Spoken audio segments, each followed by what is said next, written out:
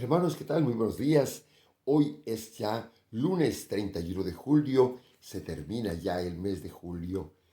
El evangelio que leemos en la misa de este día es de Mateo capítulo 13, versos del 31 al 35.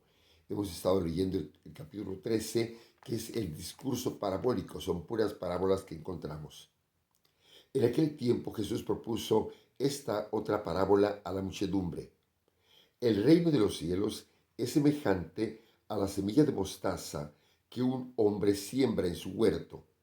Ciertamente es la más pequeña de todas las semillas, pero cuando crece llega a ser más grande que las hortalizas y se convierte en un arbusto, de manera que los pájaros vienen y hacen su nido en las ramas. Les dijo también otra parábola. El reino de los cielos se parece a un poco de levadura que tomó una mujer y la mezcló con 3 medidas de harina, y toda la masa acabó por fermentar. Jesús decía a la muchedumbre todas estas cosas con parábolas, y sin parábolas nada les decía, para que se cumpliera lo que dijo el profeta: abriré mi boca y les hablaré con parábolas. Anunciaré lo que estaba oculto desde la creación del mundo. Palabra del Señor. Gloria a ti, Señor Jesús. Como les decía, estamos ante el capítulo 13, que es un discurso parabólico. Encontramos aquí muchas parábolas. La parábola del sembrador, estas dos parábolas, las parábolas de ayer, de la red, del tesoro, de la perla preciosa. Y también explica la parábola del sembrador, como va a explicar la parábola de la cizaña. Mañana nos vamos a encontrar con este texto. Estamos pues, este capítulo 13, San Mateo pone todas las parábolas que Jesús contó. Recuerden la pregunta que hacía ayer Jesús. Después de contar las parábolas, Jesús preguntaba: ¿han entendido todo esto? Y decían sí, pero no se refería solamente a la parábola de las 3 parábolas que contaba ayer, sino a todas las parábolas que Mateo ponía en un solo capítulo. Como que Jesús se hubiera sentado y a contar parábolas y parábolas y parábolas y parábolas. Esa es la manera como uno entiende lo que quería hacer Mateo. Pero bueno, estamos entonces ante unas 2 parábolas que tienen algo en común y también de diferente a las de ayer. Son parábolas del reino. En ese sentido se parecen a las de ayer. Pero ahora encontramos parábolas de crecimiento. Ya lo habíamos dicho en algún momento, en la parábola de la semilla de mostaza que crece hasta convertirse en un arbusto, la parábola de la levadura que crece y fermenta la masa, que son diferentes a las parábolas de ayer. Ayer fueron parábolas del reino, pero de encontrarse un tesoro, una perla, una, una red repleta de peces buenos y malos.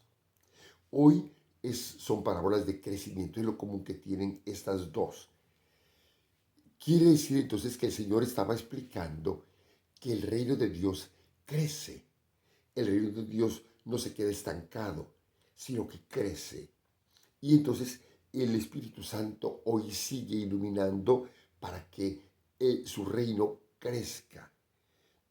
Da tristeza ver cómo el reino de Dios hoy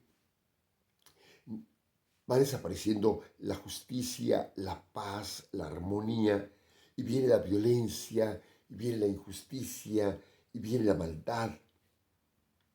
Entonces tendríamos que recordar la parábola de la cizaña, cómo llega el enemigo a sembrar la cizaña, pero al final van a separarse, pero ese crecimiento otra vez va a crecer, van a crecer juntos tanto la maldad como la bondad. Y tenemos que hacer que crezca la bondad. Si no podemos hacer desaparecer la maldad, tenemos que hacer que crezca la bondad.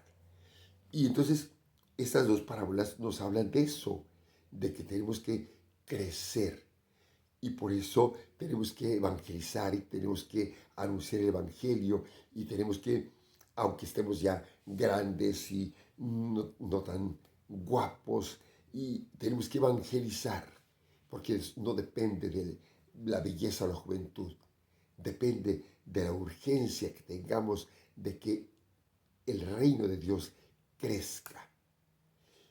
Hermanos, entonces, y termina, después de estas dos parábolas de crecimiento, termina el Señor recordando lo que dice el Salmo 78, que dice, abriré mi boca y les hablaré con parábolas, anunciaré lo que estaba escrito, oculto desde la creación del mundo, pero a través de las parábolas, una forma de predicar de Jesús.